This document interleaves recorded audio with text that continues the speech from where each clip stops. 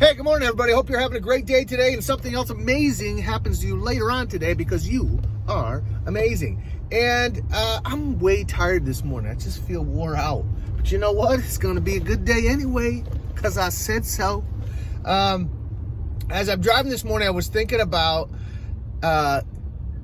just different times in my life where I've underachieved. And I think we all have those moments where we've not lived up to our potential, not been firing on all cylinders, our elevator's not been going all the way to the top, and we've underachieved, we've undershot what we could have done. And so what do we do then? How do we move past when we underachieve, when we don't max out our situation and we don't gain yards in all that we do? What do we do next? Do we sit down? Do we quit? Or we just keep going? I got thinking about being an undergrad.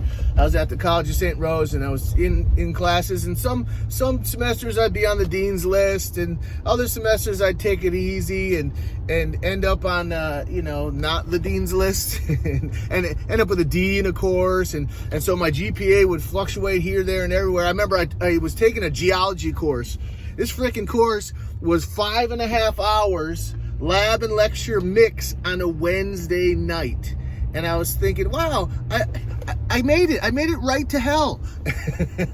And I went for a couple of weeks and I said, heck with this. I'm not coming to this anymore. And so I didn't go to another class the rest of the semester.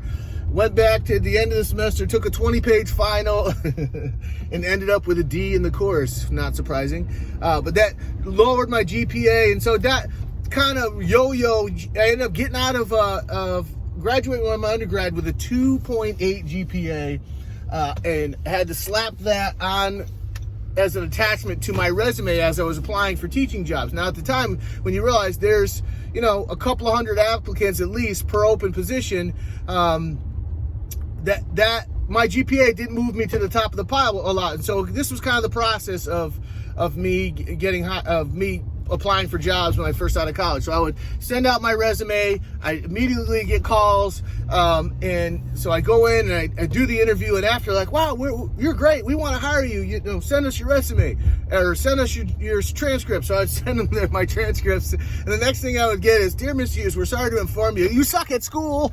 No, but they didn't say that, but they're like, hey, we're not going to hire you at this time. And I knew that, if they got to start sorting somewhere, if all things being equal, we have a guy with a 3.7, a 4.0, or a 2.8, that's going to be usually the beginning of my sorting process. And that's not their fault, that's my fault. And so anyway, I had a couple of rounds of these interviews. Wow, you're great, we want to hire you. And then, dear Mr. Hughes, we're sorry to inform you, you're not getting hired here. And then I remember applying again. You don't quit, you just keep applying. So I applied again, and I get a call from Mahonison. I go over to Mahonison, I go into the interview, same exact scenario. I sit down with them, we interview. Afterwards, they're like, wow, you're awesome, we want to hire you. Send us your transcripts. And so I sent her my transcripts, but this time there was a little bit of a different scenario because the person interviewing me decided to scratch past the surface. Thanks, Miss MacGyver. And she called me the next day. She said, listen, you're awesome and we want to hire you, but what the heck's the deal? Exactly what she said. What the heck's the deal with your grades? And so now I had the opportunity to move past an area where I had undershot it, and because somebody decided to scratch past the surface. I could have just rested there and just said, well, I'm a crappy student and I'm sorry. Or I could adjust my image of myself and dig out the truth of myself and take that opportunity to present that to her. And so I said, listen, I made some goofs as a student. That's not any indication of what kind of educator I am. You ask anybody who's been in the classroom or any kind of educational setting with me whatsoever what kind of teacher I am, and then make up your mind. She said, oh, all right, give me some names. So I sent her a few names of people, principals, and that I've worked for in the past, or other teachers and stuff. And she said, okay, fine, we'll give you a call back. Next day, she called me back and said, hey, you're hired. And so I've been now working there 25 years.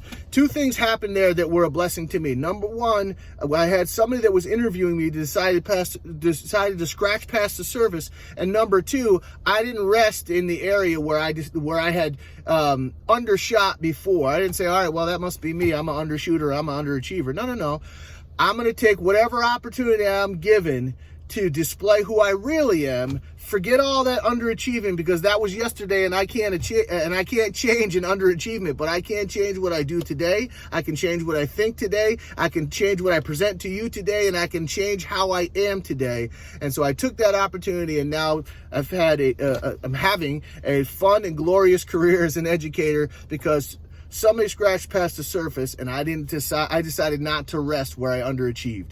So I hope that helps you. Get out today, gain yards in all you do, wipe away the past. You can't change it. You don't know what's going to happen tomorrow, but today's your day. Get out there and rock it like a rock star. Peace.